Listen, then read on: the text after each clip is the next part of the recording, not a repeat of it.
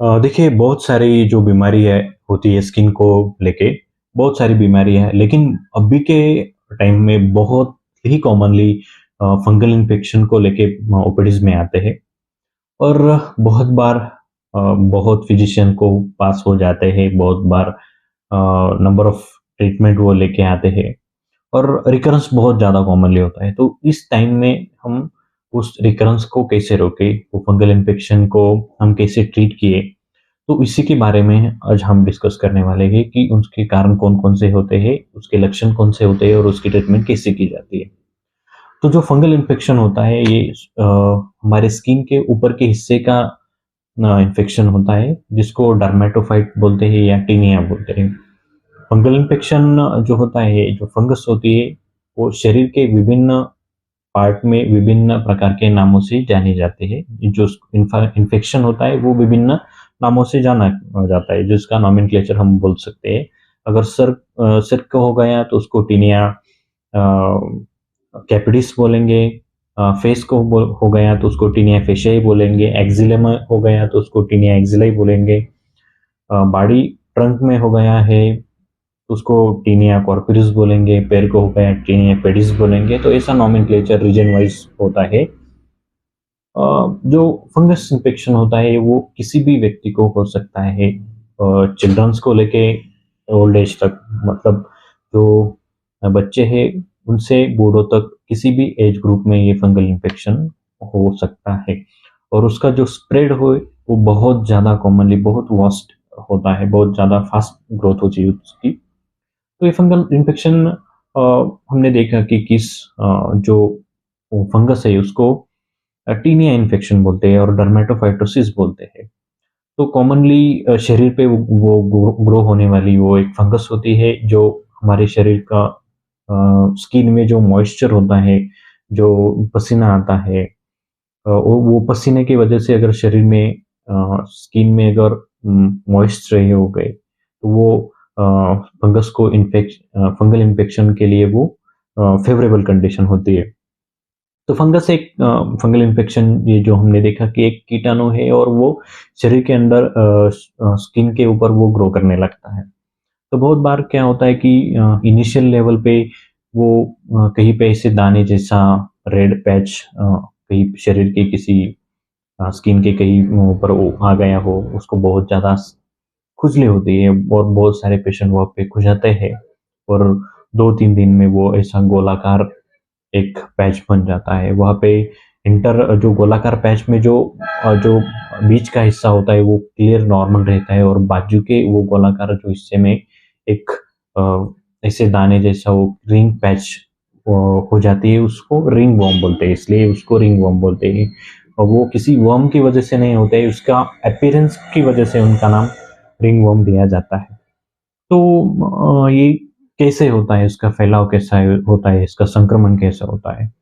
तो सबसे कॉमन जो संक्रमण का जो तरीका है कि ये स्किन टू स्किन इन्फेक्शन, क्योंकि जो फंगल इन्फेक्शन होता है ये बहुत ही कंटेजियस इन्फेक्शन इसको बोला जाता है कि आसानी से किसी भी व्यक्ति को वो किसी व्यक्ति से माध्यम से वो स्प्रेड हो जाता है कि टच की वजह से हो।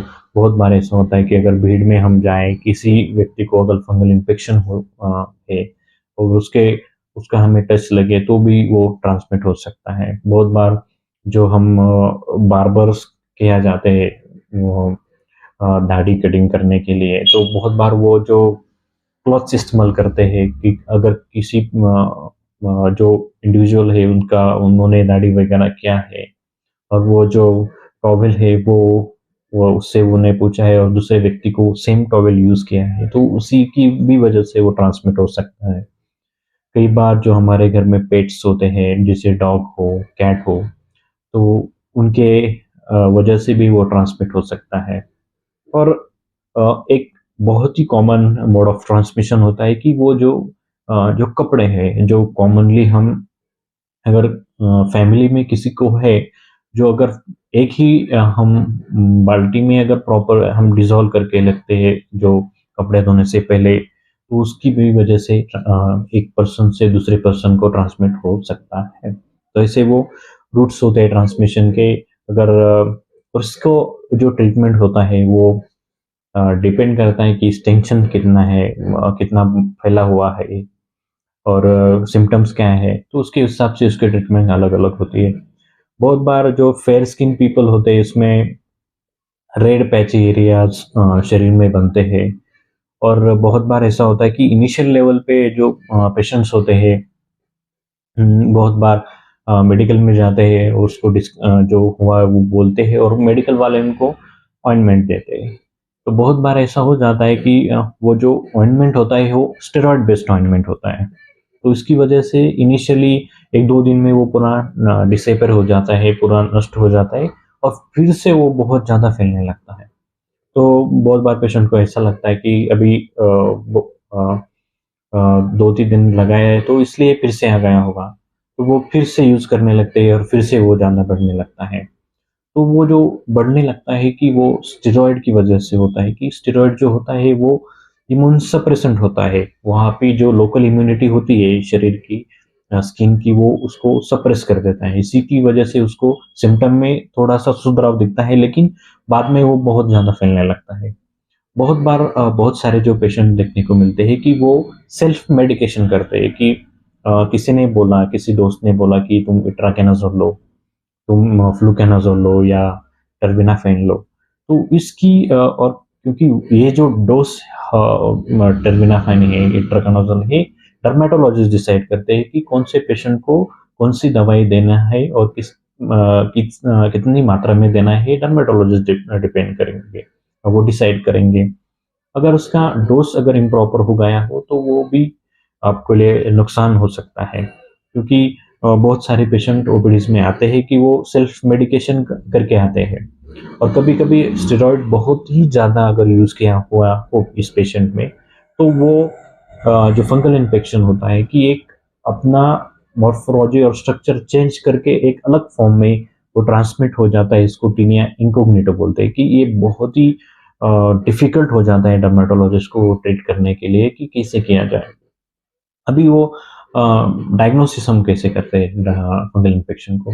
तो कोई भी डर्मेटोलॉजिस्ट हो फिजिशियन हो, वो देख के बता सकता है कि ये फंगल इन्फेक्शन है, ये क्या है। तो और कभी-कभी अगर वो नहीं होता है तो उसके लिए एडिशनल जो केओएच वगैरह होता है, उसमें वो माइक्रोस्कोप के अंदर वो माइक्रोस्कोप के नीचे वो देखते हैं कि फंगस कौन-सी है। तो कौन से जो लोग हैं उसमें उनमें वो फंगल इन्फेक्शन प्रोमिनेंट होता है। तो सबसे पहले जो लोग ऐसे लोग जो फ्लैट में रहते हो, वहाँ पे सन एक्सपोज़र ना हो, जहाँ पे धूप नहीं आ रही है, जो जिन घरों में वो ह्यूमिड है, तो उन लोगों में ये इन्फेक्शन का चांसेस बहुत ज़्यादा होता है। साथ ही साथ जो लोग इम्यून कॉम्प्रोमाइज़ होते हैं, अब अभी तक तो ऐसा देखा जाता है कि जो फंगल इन्फेक्शन होता है कि वो डेफ़िनेटली कहीं तो उसके फंगल इन्फेक्शन का जो संबंध है वो इम्यूनिटी के साथ डेफ़िनेटली हम अभी भी बोल सकते हैं क्योंकि जो इन्फेक्शन का जो रेट था पहले अगर हम 10 साल 5 या 10 साल आगे पीछे जाएँ, तो वो कम था। अभी हम देखेंगे इस 5 साल में तो वो बहुत ही कॉमन हो गया है क्योंकि 10 में से 7 या 8 लोगों को डेफ़िनेटली आपको फंगल इन्फेक्शन मिलना ही मिलना है। और ट्रीटमेंट भी ऐसा प्रॉब्लम हो जाता है कि बहुत बार बहुत सारे मेडिसिन्स को लेके वो रेज़िस्ट हो गए हैं, क्योंकि बहुत सारे मेडिसिन्स हम ऑलरेडी पेशेंट ने ले रखी है। उसके बाद फिर से बहुत बार पेशेंट होते हैं कि वो कंटीन्यूअसली डॉक्टर चेंज करते रहते हैं कि 10 दिन हुए, कुछ आराम नहीं मिला, फिर से दूसरे डॉक्टर के पास जाते हैं। तो उस वजह से क्या होता है कि वो जो एंटी फंगल रेज़िस्टेंस होता है जाता है, मतलब जो दवाई जो आपके लिए काम करने वाली थी, वो भी काम नहीं करती। तो इस टाइम सब जो मॉडर्न मेडिसिन के जो लोग हैं, उनके पास कोई भी अ, ऐसा कोई हथियार नहीं रहता कि और ऐसा कोई मेडिसिन नहीं रहता कि हम उसको कैसे वो कैसे उनको रेज़िस्ट कर सके वो फंगस को रोकने के लिए। तो इस टाइम डेफ़िनेटली होम्योपैथी का बहुत अच्छा-सा रिज़ल्ट लोगों में दिखने को मिलता है क्योंकि डेफ़िनेटली होम्योपैथी क्या करेगी आपका जो सिस्टम वो स्लो हो गया हो तो उसको बूस्ट अप करती है क्योंकि बहुत बार ऐसा होता है कि जो अभी कॉमनली हम वो देख रहे हैं कि इम्यूनिटी अगर डेफिशिएंट हो जाए तो डेफिनेटली फंगल इन्फेक्शन जो फंगस है वो ग्रो करेगा। अगर कुछ ऐसा इलाज है कि वो इम्यूनिटी को बढ़ा सकता है तो वो अच्छा सा काम करेगा। और होम्योपैथी सही में उस टाइम पेशेंट को जरूरत रहेगी कि जो इम्यूनिटी है उसको बूस्टअप करने की। और अगर कोई अच्छा जो प्रोमिनेंट जो होम्योपैथ है, एमडी है, अगर वो अच्छा से आपको पूरा केस ले, पूरा केस डिटेल ले, उस जो बीमारी है, फंगल इन्फेक्शन है, उसको अगर प्रॉपर तरीके से डायग्नोस कर ले तो वो बड़ा आसान हो जाता है कि उसको ट्रीटमेंट करना। तो ट्रीटमेंट के जो है मॉडर्न मेडिसिन में टॉपिकल या जो पाउडर्स होती है वो जनरली देते हैं। ओरल मेडिकेशंस है, ओरल मेडिकेशंस देते हैं, जिसमें इट्राकेनाज़ोल है, टर्बिनाफाइन है, ऑइंटमेंट्स में लुलिकेनाज़ोल है, कीटोकेनाज़ोल है। तो ऐसे बहुत सारे जो मेडिसिन्स जो एलोपैथी में आते हैं कि अगर उससे भी अगर न हो रहा हो तो डेफिनेटली आप होम्योपैथी के पास, होम्योपैथिक कोई भी अच्छे से होम्योपैथिक डॉक्टर के पास जाओ, वो डेफिनेटली आपको उस इश्यू से निकालने के लिए अच्छा साबित हो सकता है। तो डिजीज तो हम देख सकते हैं, ट्रीटमेंट भी हमने देखी, लेकिन प्रिवेंशन जो होता है डिजीज का, डेफिनेटली जो फंगल इन्फेक्शन का वो प्रिवेंशन बहुत ही इंपॉर्टेंट होता है डिसीज ट्रांसमिशन को लेके। क्योंकि अगर फैमिली में अगर आपको है तो आप डेफिनेटली जो अपने क्लॉथ्स है वो धूप में अच्छे से सुखाए, उसको फिर से यूज यूज अगर कर रहे हैं तो वो गीले ना हो। क्योंकि जो फंगल इन्फेक्शन वो ग्रो करता है वो जहाँ पे मॉइस्चर अगर रहा हो, जैसे कपड़ों में भी वो डेफिनेटली ग्रो करेगा। अगर अगर मॉइस्चर वहाँ पे हो तो वो ग्रो करने लगेगा।